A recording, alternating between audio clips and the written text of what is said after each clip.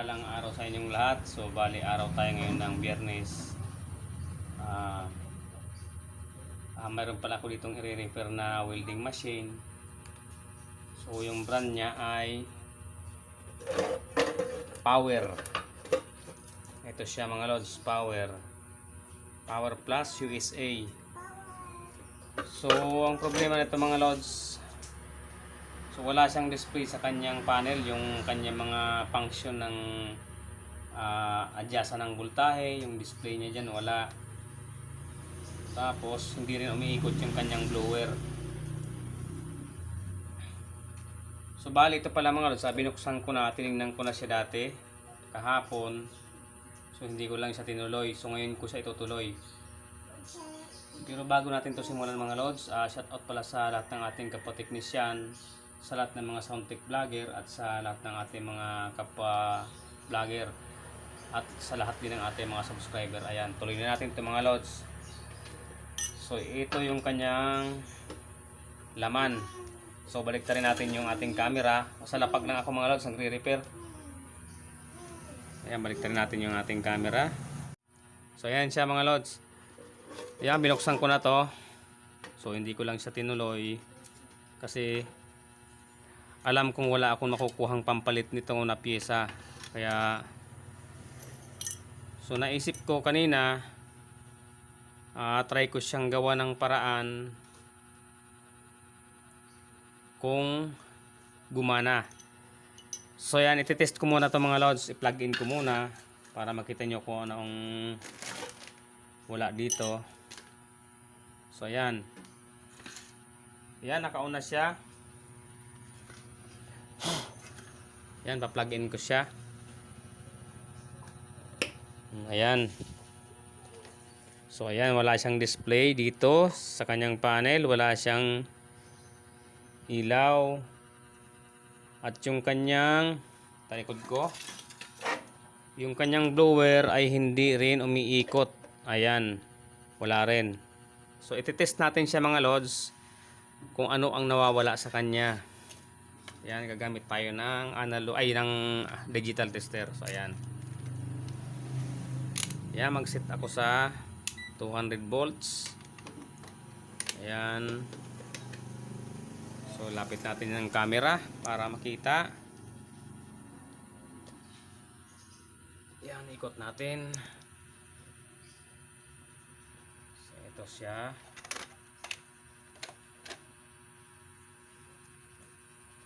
So bali ganito pala siya mga lods. Ito yung supply na pumasok dito sa maliit na chopper. So ito yung supply ng panel ng kanyang control. Tapos ito rin yung supply ng kanyang blower. So i-test natin kung meron siyang supply. Ayan. Kita ba? Hindi makita. Ayan. Ganon din, hindi makita. Ayan, silaw. So ayan siya. So ito, mayroon ditong capacitor na 50 volts. Ayan, 50 volts yan. Ito rin 50 volts na ilang farad ba ito?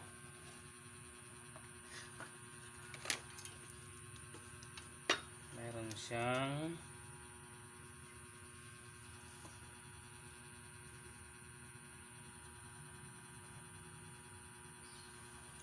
for 70 microfarad.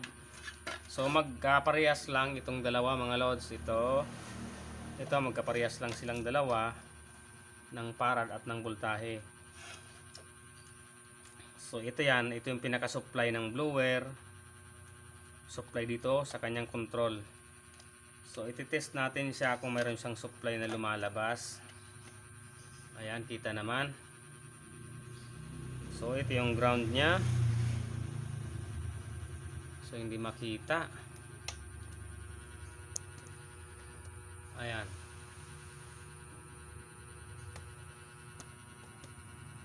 Ayan. So ito yung ground. Ito yung positive ng supply ng control, at ito rin yung positive ng blower.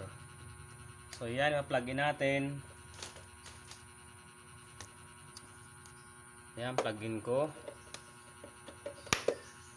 Ayan siya. Yan, alamin natin kung meron siyang supply. Ito yung positive. So ayan, mayroon siyang 1.4, 1.3. So mababa. Ito din wala. So ibig sabihin mga lods, naging problema niya ay yung kanyang supply sa control at dito sa blower. So tingnan natin kung ano ang number nito.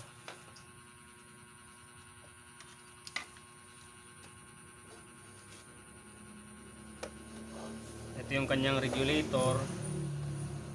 Ito yung maliit na chopper. Ito yung supply ng control ng panel at supply ng blower.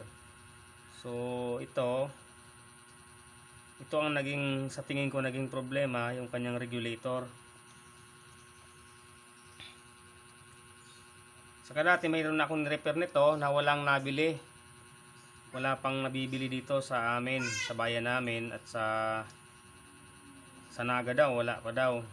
Iwan ko lang sa online, baka mayroon. So ang number nito, so hindi ko na makita yung number nito mga lods. Sobrang hina ng aking mata kahit may salamin pa. So kapag ganito ang problema mga lods, wala tayong makuhang pampalit. So magbibigay ko ng konting ideya yung mga baguhan dyan. Pero dapat maging maingat kasi delikado itong inverter welding machine. Napakalakas ng kuryente nito. So ang gagawin natin, magsusupply tayo na gamit ang transformer.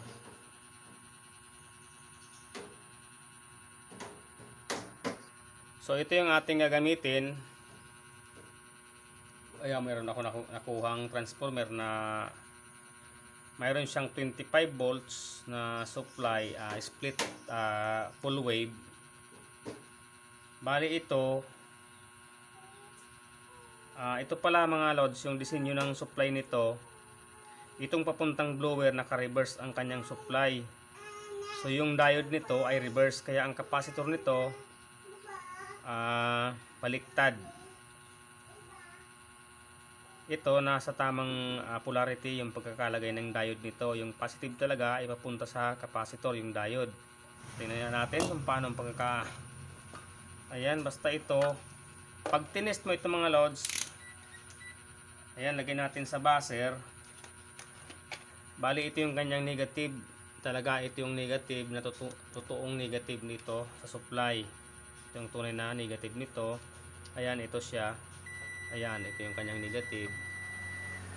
So pagdating dito sa isang capacitor, so yung papuntang blower supply dito, hindi sila magkaiba sila.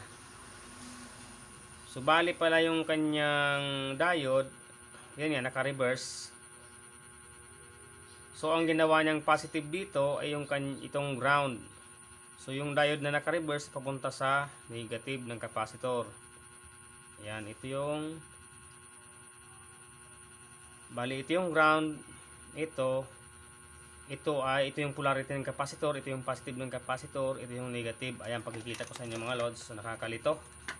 Ayan yung negative nya. Ito yung kanyang positive. Bali ito, pumasok dito yung galing sa diode na naka-reverse ang posisyon ng diode. Kaya naging positive ay yung kanyang ground, ito. So ayan mga lods, medyo nabubulol tayo magpaliwanag nito. So gawin natin, itong gagawin ko pala mga lods, ito na yung sinasabi ko kanina na transformer na full wave na 25 volts. So ititest natin siya kung gumana. Ayan. So taasan natin ng konti yung camera para Ayan. Zoom natin. Ayan. Okay, ayan. Medyo naninibago ako sa pag-vlog ngayon. Matagal ako hindi nakapag-vlog. Halos mag-iisang buwan na.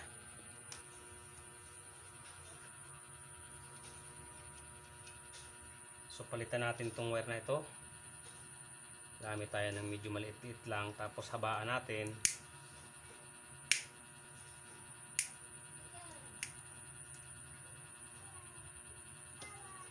So gagamitin ko yung 240 volts para mas safe.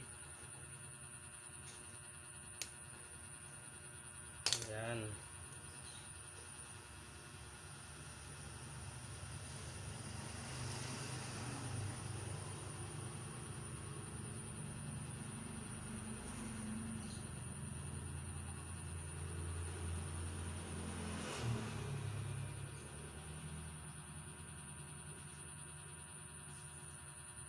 Okay.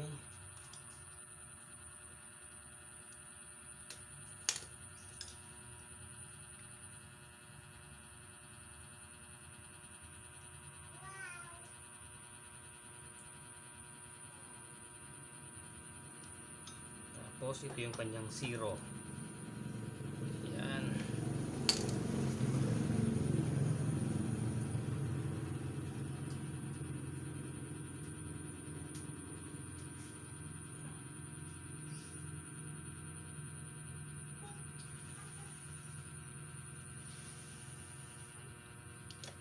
Okay.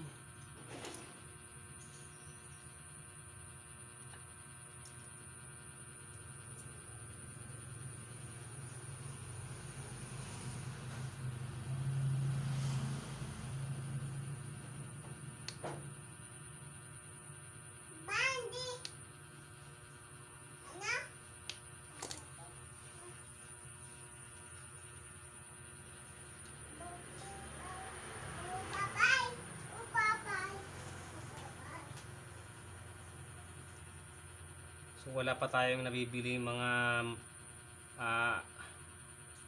regulator ay mga power supply na split type na 25 volts kaya 24. Wala pa tayong nakukuhang mga ganyan sa online. So ito yung ating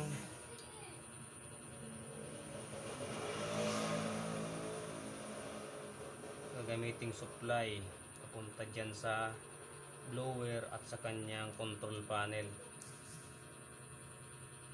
Ayan.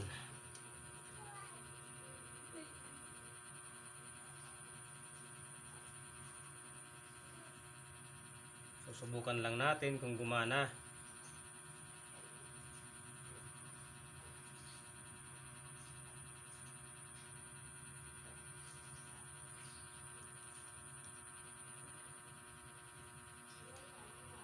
Okay. So yung diskarte natin dito mga lods, ito yung common. So itatap natin sa ground ng board.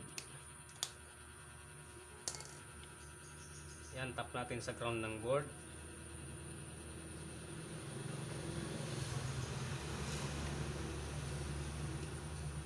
So ito yung ground.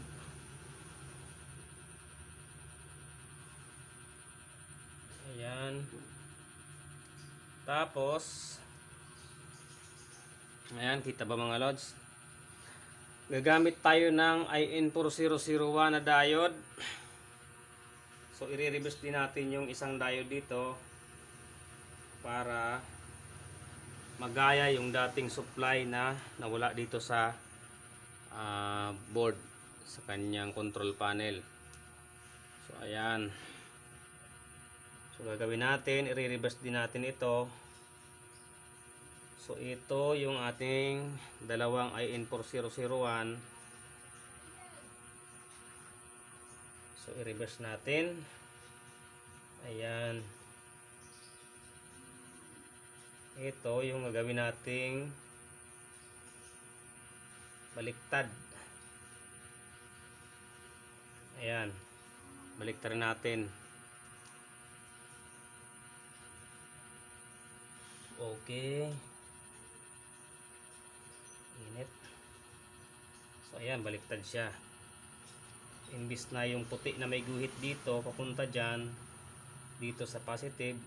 Yun nga, kanina sinasabi ko, na yung ground nito ay pumunta dito sa positive ng capacitor na papunta sa blower. Kaya yung diode na ginamit dito ay baliktad yung pagkakalagay. Hindi tulad dito sa supply ng control panel. So ayan, lagyan natin tong isa naman. Ito naman isang diode. So ito yung tamang posisyon ng diode galing sa supply. Ayan. Okay.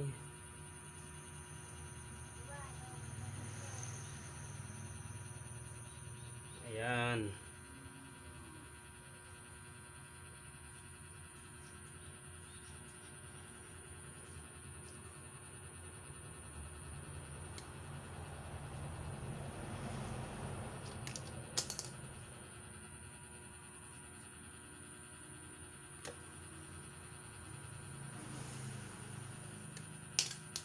Ayan, lagay natin to.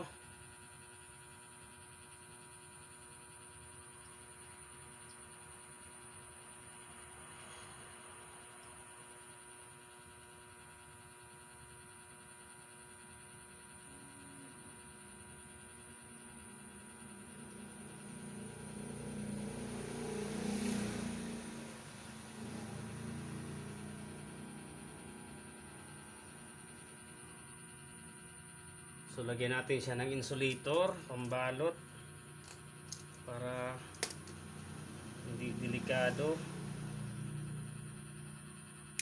Ito, tanggalin muna natin ulit ito.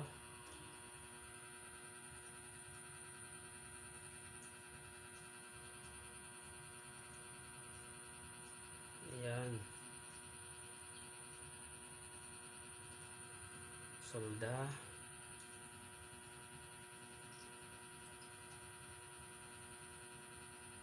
Okay.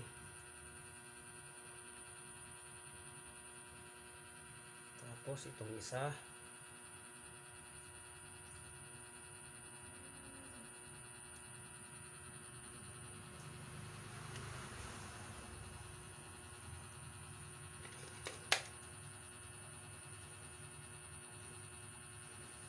Ayan.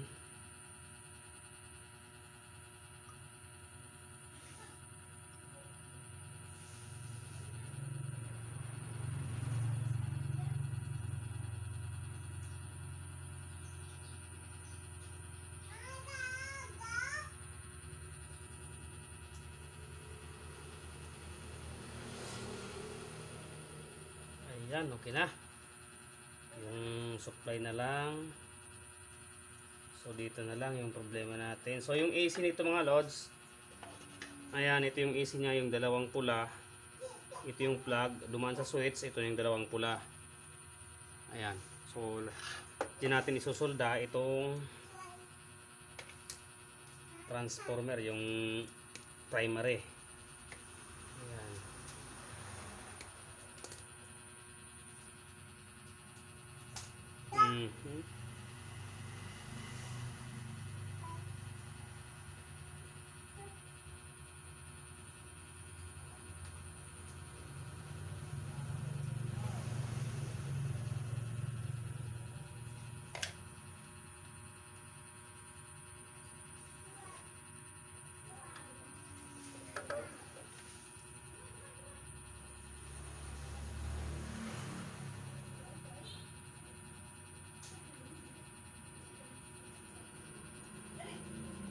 Yan, solda na natin.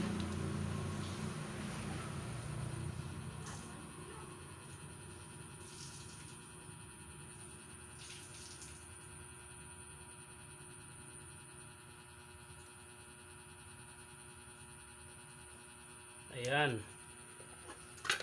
So, iti-test natin siya. I-double check muna natin siya mga lods para sigurado. Ayan, reverse.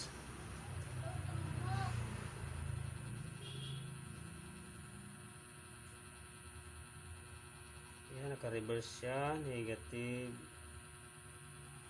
Ito yung tamang posisyon ng diode. So, dagdagan natin ang solda.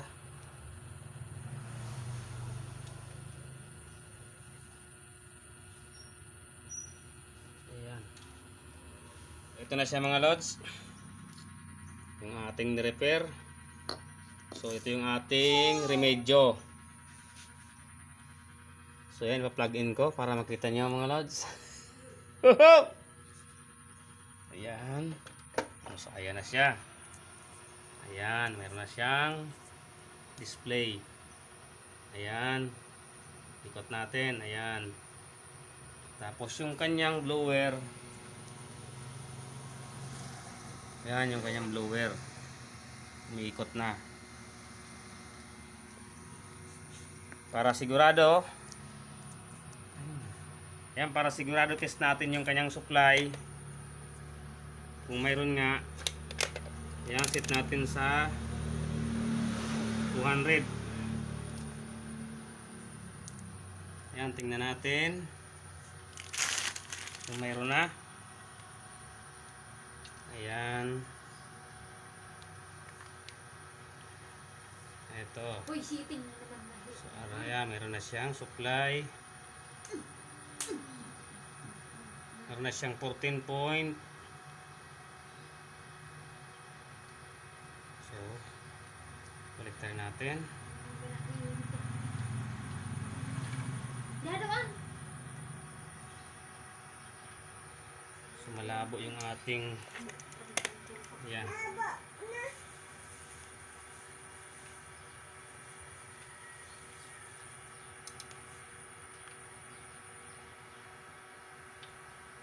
So, ayan.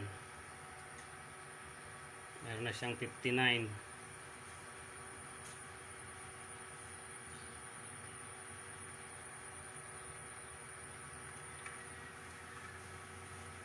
Ikot natin. Ayan. 59.8. So, ayan. Okay na siya mga lods.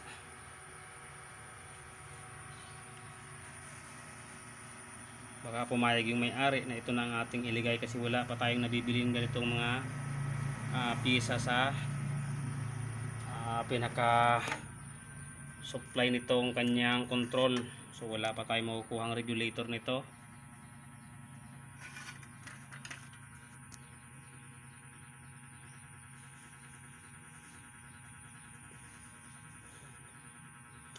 So hindi iniwan ng may-ari yung clamp nito para makapag-test tayo ng welding rod. So hindi natin siya matitest. Ayan mga lods, hanggang dito na lang yung ating maiksing video. Maraming salamat sa inyong walang sawang suporta sa aking YouTube channel kahit madalang na ako makapag-upload. Ayan, hanggang dito na lang mga lods.